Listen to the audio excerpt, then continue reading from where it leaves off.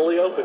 Come on up to the mountain and get some fresh air. I'm so happy we're here and not in LA. Hey, calm down. Stop squishing them.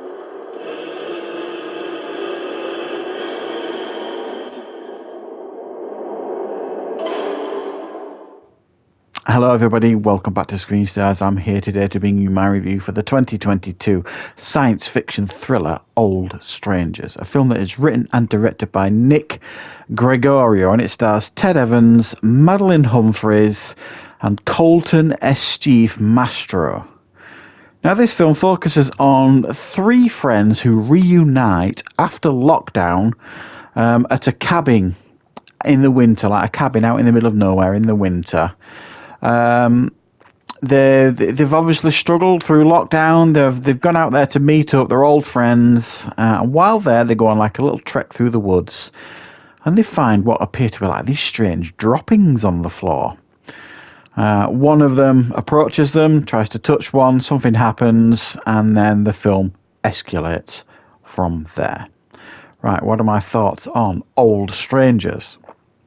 Well, this film it's only about an hour long. I think just over an hour long. So it's not like a big trek of a film. And to be honest, this is one of those films that watching it, they're even struggling to like drag it out over an hour. This story, it felt like it would have been better suited in like a horror anthology film, like a 20-minute film, 25-minute tops, put in like a horror anthology film. Because this is very obviously like an Invasion of the Body Snatchers type clone, and that is very, very clear when you watch this film. It's of a decent standard, and by that I mean the production values are all decent. There's some lovely cinematography going on, like nice shots in the woods, all that kind of stuff. And the actors here are all very good at the job that they're doing. You believe that they're close friends. There's good chemistry between them, and all of that really, really works here on this film. Obviously, it's a fairly low budget, this film, but they work well with what they've got. And I like Invasion of the Body Snatcher type films. I think it's, to some degree, it's like a perfect way to do like a low budget horror or a low budget science fiction film. You don't necessarily need an awful lot of money to do a film like that to make it effective. And while this film does everything competently, it's not exciting. You're just kind of waiting for something to happen. You know, as soon as this character touches one of these like pod things on the floor, something happens. You're just waiting because you can see that immediately after that, something's just not right. So you're just kind of waiting for this thing to happen. And when it finally does, you don't see enough, and it's quite underwhelming what you do see, and it's a little bit of a anticlimax, and you're a bit like, is that it? Which is a shame, really. I think the film does kind of hint at it's a bit more widespread than you might actually think than these three friends at this cabin. You don't see enough of that. And there's a section in the film, a 5-minute section, maybe a little bit more. It gets very psychedelic. It gets very Ben Wheatley. And anybody that knows Ben Wheatley films will understand what I mean there. Gets a bit out there. And it's almost like, you know, someone's took acid and decided to put the images they saw on screen. And you know what I mean? It's just gets a bit bonkers, gets a bit Nicolas Cage.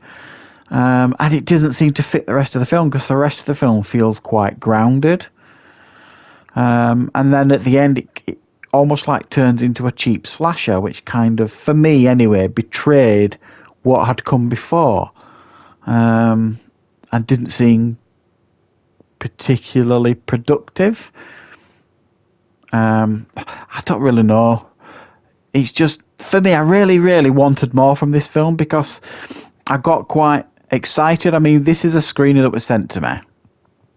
And when I read like the synopsis on it and things like that, I thought, oh, this could be really good. I like these sort of films. So I was quite interested to check this one out and watch it. And I can't help but feel disappointed at the end of it, because I really wanted it to give me more than it gave me. And it promised a lot. And it just didn't deliver. It felt too enclosed. It wasn't interesting enough. It wasn't exciting enough. And there wasn't enough of a I don't know, fear factor going on, enough of a challenge for a character. And there's only like mainly for the most part 3 characters on screen here. Some of the action happens off screen of what happens to other characters, and it's just, you want to see what's going on. So I think the film kind of really mismanaged its budget and kind of missed the mark here in regards to the film it was delivering. The early promise was there. I would say the first 25 minutes of the film was a good setup, and then the rest of the film where you would just kind of sit around twiddling your fingers and thumbs waiting for something to happen that it just never really delivered on the promise. So yeah, I think this definitely would have worked better as a short film, added into like an anthology piece or something like that.